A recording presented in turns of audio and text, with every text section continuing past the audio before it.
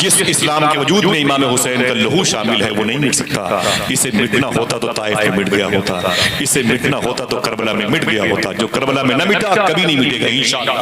ہاتھوں اٹھا کے بولو انشاءاللہ, دل سے بولو انشاءاللہ. اور بتا دو صبر کا نام ہے زندگی, ظلم کا نام موت ہے.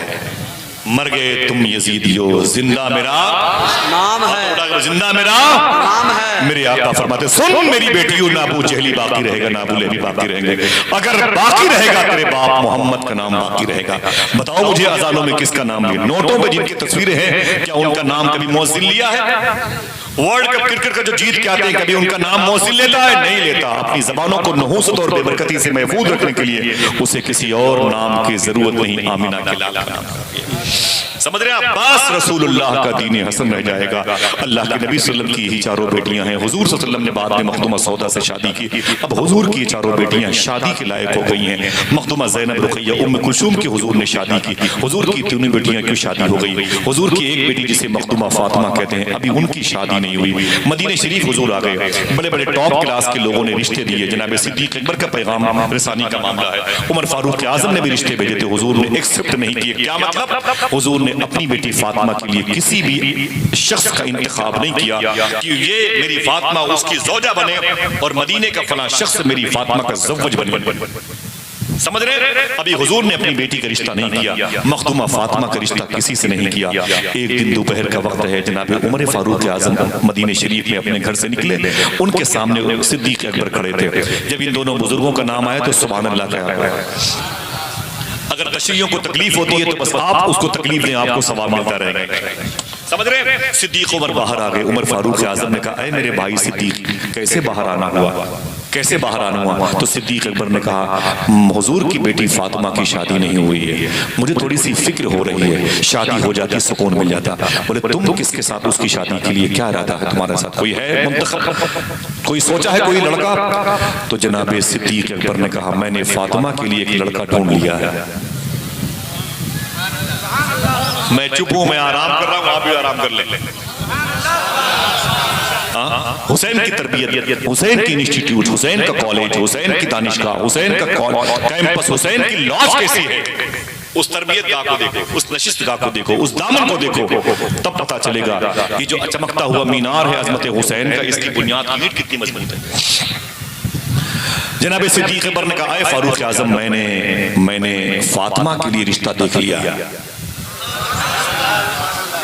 بیٹیوں نے ذرا محبت سے بولو, میں نے فاطمہ کے لیے رشتہ دیکھ لیا ہے. عمر فاروق اعظم کون؟ حضور کی بیٹی فاطمہ, وہ اس کے لیے مدینے میں لڑکا ہے. کون ہے جو ان کے لائق ہے, جو شوٹ کرے گا, ان کے معیار کا ہو, وہ تقدس اس عظیم حضور کی شہزادی کے معیار کے لائق ہو.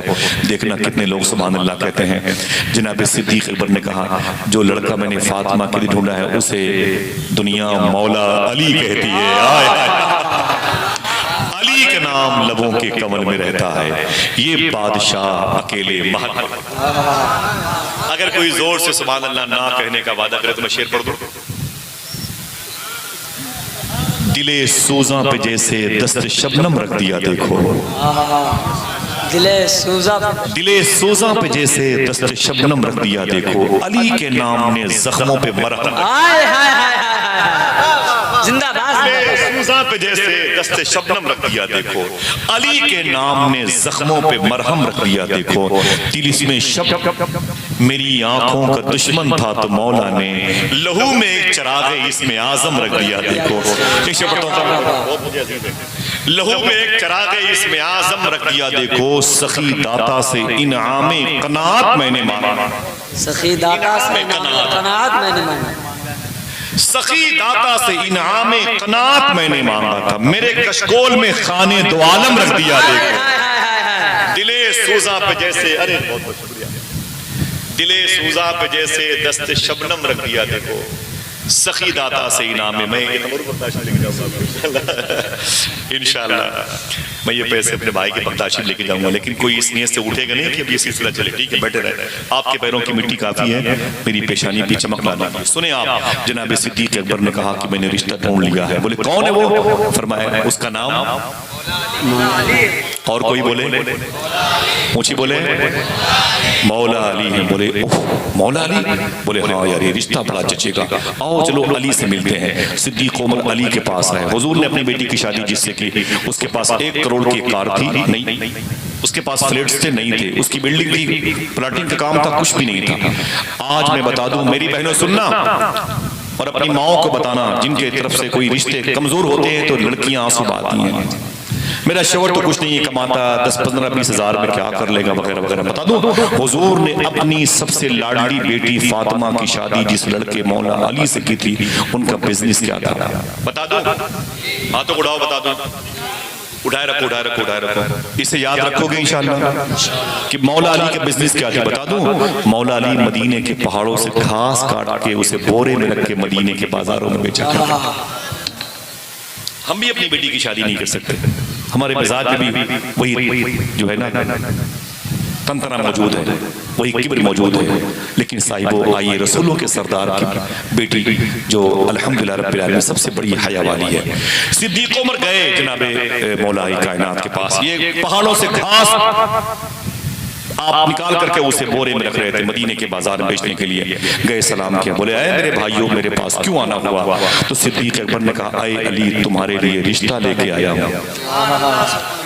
کوئی اور ہے؟ تمہارے لیے رشتہ لے کے, تمہارے لیے رشتہ لے کے, رشتہ لے کے آیا, تمہارے لیے رشتہ لے کے آیا. علی فرماتے ہیں رونے لگے, آنکھ میں آنسو آ گئے.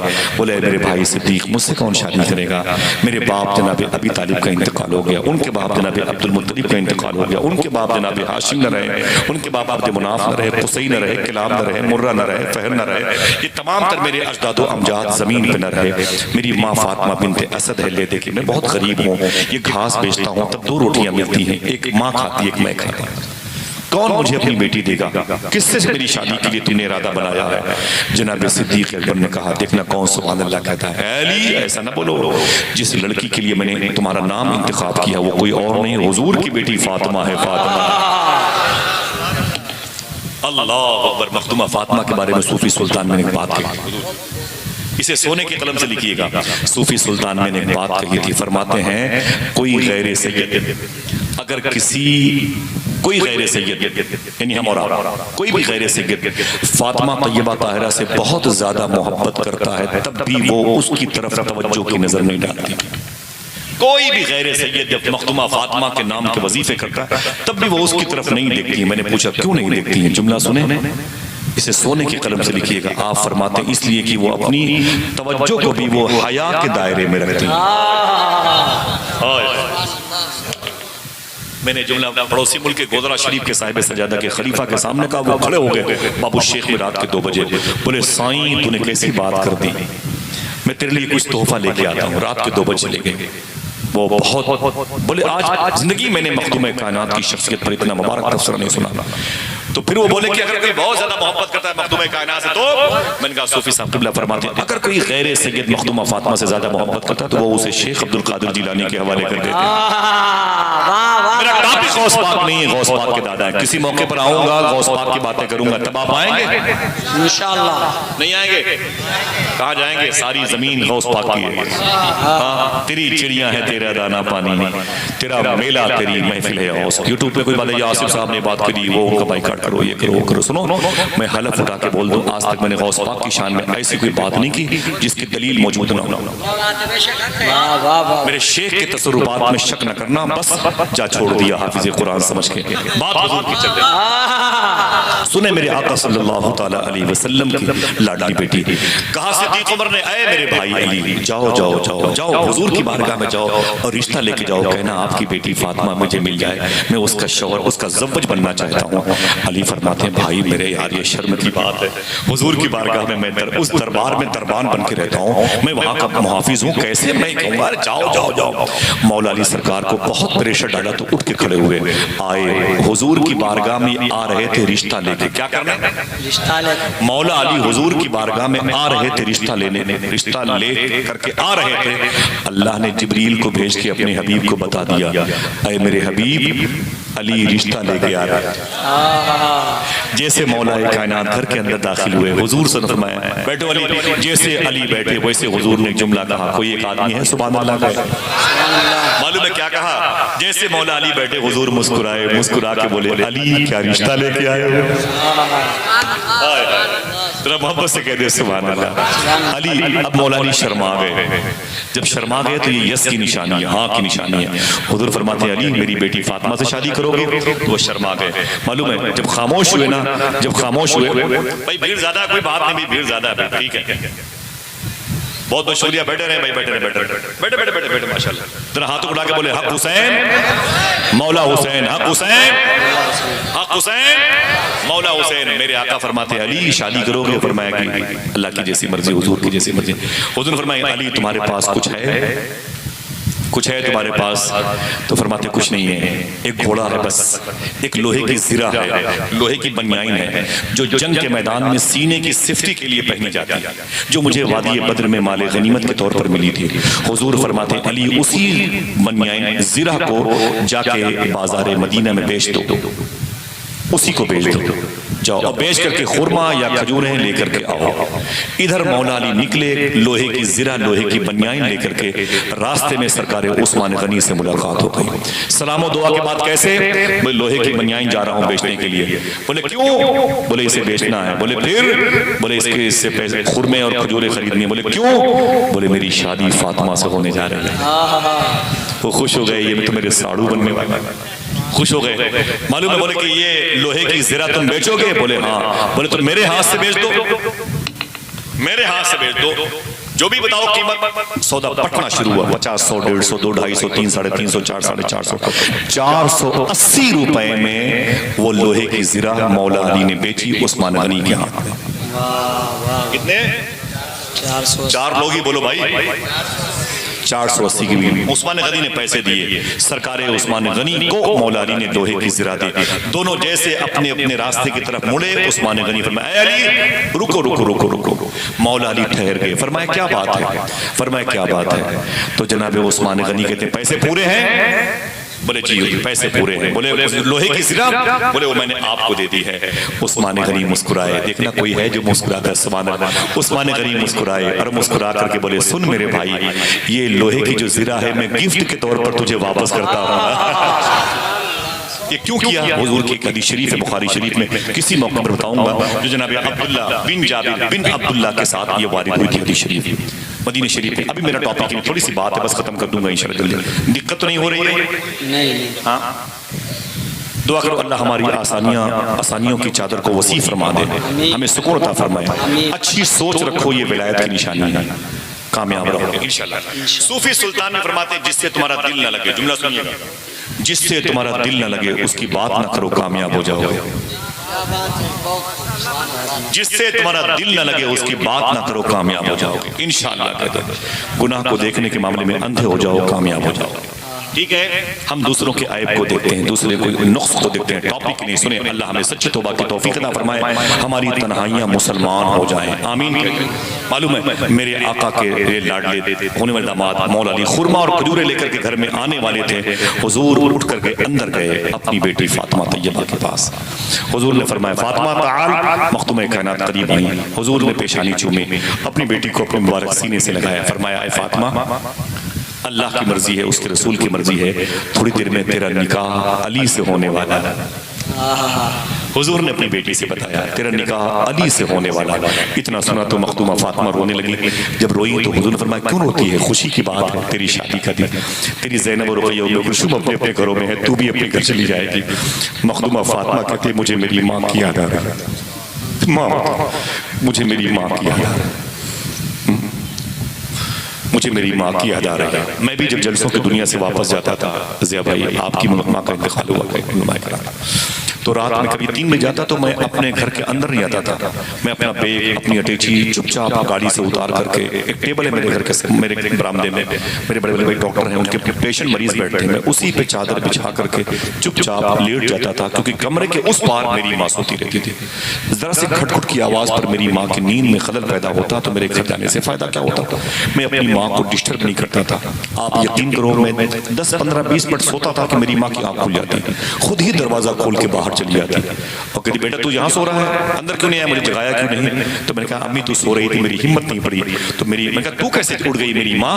تو امی کہتی تھی بیٹا میرا دل دھڑکنے لگا اچانک، مجھے احساس ہوا کہ شاید میرا بیٹا اب میری ماں قبر میں ہے۔ شاعر نے کیا کہا تھا؟ میری ماں خواب میں آ کر میری حالت پہ روتی ہے کہ زیر خاک بھی ماں کی پریشانی نہیں جاتی۔ کوئی ہے جس کی ماں زندہ ہے؟ ہاتھ اٹھا کے بتا سکتا ہے؟ جس کی ماں، میں حسین کا واسطہ اٹھایا اپنے ہاتھ، جن کی ماں زندہ ہے، قسم نہیں کھلا رہا ہوں آپ کو، حلفیہ بیان نہیں دے رہا ہوں، لیکن انشاءاللہ بولے، دل سے بولے انشاءاللہ، کبھی بھی اپنے گھر سے جب باہر جایا کرو تو اپنی ماں کا ہاتھ چوم کے جایا کرو انشاءاللہ۔ ہاتھ نیچے کریں، ہاتھ نیچے کریں۔ کیا ایسا آپ کر سکتے ہیں؟ مجھے بتائیں، ایسا کر سکتے ہیں؟ اپنی ماں کا ہاتھ چوم کے جائیں گے انشاءاللہ، دل سے بولیں انشاءاللہ، ٹھیک ہے؟ اور جن کی ماں اپنی قبر میں ہے، دعا کرو ہر ہفتے میں ایک دن ہی صحیح اپنی ماں کی قبر پہ جایا کرو انشاءاللہ، دل سے بولے، اور جایا کرو تو قبرستان میں کم سے کم پارلے بسکٹ ہے، چونٹیوں کو چینی ضرور لے کے جایا کرو، چڑیوں کے لیے بسکٹ لے کے جایا کرو انشاءاللہ۔ بزرگوں کا طریقہ رہا ہے، اور اگر ایک قبرستان میں 100 مردے ہوں تو صوفی سلطان میں فرماتے ہیں کہ یہ سوچ کے وہاں پر مت جاؤ کہ اس قبرستان میں میری ماں میرے باپ دفن ہیں، یہ سوچ کے جایا کرو کہ اس قبرستان میں 100 مرتبے مدینے والے آقا تشریف لا چکے، یہ حضور کی گزرگاہ ہے، سمجھے بھائی؟ وہ اپنی ماں سے محبت کرو گے انشاءاللہ بہت پچھتاؤ گے، تمہارے آنسو کوئی پوچھنے والا نہیں ہوگا، تمہاری دعاؤں پر کوئی آمین کہے گا قبول نہیں ہوگی، اور ماں وہ ہے کہ جب تک رہے گی دعا کرنے کی نوبت ہی نہیں آئے گی۔ سمجھ رہے ہیں آپ؟ یہی وہ رہتے ہیں وہ لوگ بھی جن کے سبب زمین بلند ہوئی آسمان کے ہوتے ہوئے۔ وہ لندن کے شاعر تھے، افتخار علی، اس کا شعر تھا، دعا کو ہاتھ اٹھاتے ہوئے لرزتا ہوں، کبھی دعا نہیں مانگی تھی ماں کے ہوتے ہوئے۔ یہ ماں کی دعائیں ہیں، اپنی وہ قبر میں ہیں، آج ہم آپ کے قدموں کے نیچے بیٹھے ہوئے ہیں۔ اللہ آپ سب کی ماؤں پہ کرم فرمائے، جو بہویں اس گاؤں میں ہیں یا اپنے سسرال میں ہیں، ان سے گزارش ہے کہ اپنی سگی ماں کی بھی قدر کریں اور اپنی ساس کی بھی قدر کریں، تاکہ تمہاری بیٹیاں اپنے سسرال میں مزے کے دن گزاریں انشاءاللہ۔ میرے آقا نے فرمایا اب تشریف لائے، فرمایا فاطمہ قریب آؤ، فاطمہ آ گئی۔ حضور فرماتے فاطمہ تیری شادی ہونے والی، جیسے مخدوم کائنات نے سنا تو رونے لگے، فرمایا مجھے میری ماں خدیجہ کی یاد آ گئی، بہت روئی بہت روئی۔ تو حضور فرماتے نہ رو، میں ہوں نا۔ جناب مخدوم کائنات نے کہا کاش میری ماں زندہ ہوتی تو میری شادی کے موقع پر میرے سر پہ ہاتھ رکھتی۔ حضور نے اپنی بیٹی کو سینے سے لگایا اور ایک جملہ ارشاد فرمایا کہ اے میری بیٹی فاطمہ، 3 دن پہلے تجھے میں نے ایک جوڑے کپڑے دیے تھے، اس کپڑے کو پہن کر کے نکاح کی ایجاب کی محفل میں بیٹھ جانا۔ مخدوم کائنات پھر روئی، میری بہنوں سننا، پھر روئی حضور کی بیٹی، کہا ابو جان جو 3 یا 4 دن پہلے مجھے ایک جوڑا کپڑا آپ نے دیا تھا، وہ کل وہ کپڑا میں نے مدینے کی غریب لڑکی کو دے دیا۔ بولے پھر بولے کپڑے میرے پاس نہیں ہیں۔ حضور نے اپنی بیٹی کے کپڑے کو دیکھا اور اسے چوما اور فرمایا بیٹی تیرے جسم پر جو لباس ہے اسی کو پہن کے نکاح کی محفل میں بیٹھ جانا۔ 50 ہزار کے جوڑے ان کے شادیوں میں لا کرتے ہیں، شادی میں لاچے پہنتی ہیں، میری بہنیں دلہن بنتی ہیں۔ صوفی صاحب کہتے ہیں کہ اتنا قیمتی لباس پہنتی ہیں، 2-3 مرتبے پہنتی ہیں، ان کو چاہیے کہ کبھی اس لباس کو مصلے پر پہن کے کھڑی ہو جائیں، شکر کے سجدے ادا کریں اور کہیں اے میرے مولا میں بے لباس پیدا ہوئی تھی، اتنا قیمتی لباس تو نے عطا فرمایا، تیرا شکر ہے۔ شوہر اگر ان کو شادی کے 2-4 مہینے کے بعد پکنک منانے کے لیے کہیں میگا مارٹ بگ بازار لے کے چلا گیا نا مارکیٹ میں، وہاں بھی 2-4 جوڑے کپڑے خرید لیں گے۔ جب کوئی کپڑے مانگنے کے لیے آئے گی یا جھاڑو پوچھا لگانے والی عورت کو ضرورت ہوگی تو یہ 1 گھنٹے تک کپڑوں کو دیکھیں گے، اس کا دوپٹہ صحیح ہے، اس کا یہ صحیح ہے، اس کا وہ، پھر پھٹے ہوئے چیزیں دے دیں گے۔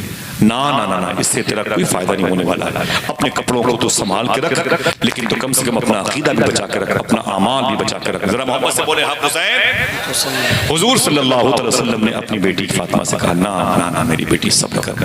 مولا کائنات تشریف لائے، فرمایا کہ دیکھو میری مسجد میں کون ہے؟ فرمایا کہ جناب عبد الرحمن بن عوف صدیق عمر بیٹھے ہوئے۔ فرمایا ٹھیک ہے سب کو روک لو، تم چلو میں نکاح کے لیے آ رہا ہوں۔ ایجاب کی محفل سجی، مخدوم کائنات کی قبول کی محفل سجی، مولا کائنات کی۔ معلوم ہے حضور نے خطبہ پڑھایا، حضور خود ہی خطبہ نکاح خاں کی حیثیت سے تھے، اور میرے آقا نے خطبہ پڑھا اور مخدومہ فاطمہ کی شادی، نکاح عقد مبارکہ مولا علی سے ہو گیا۔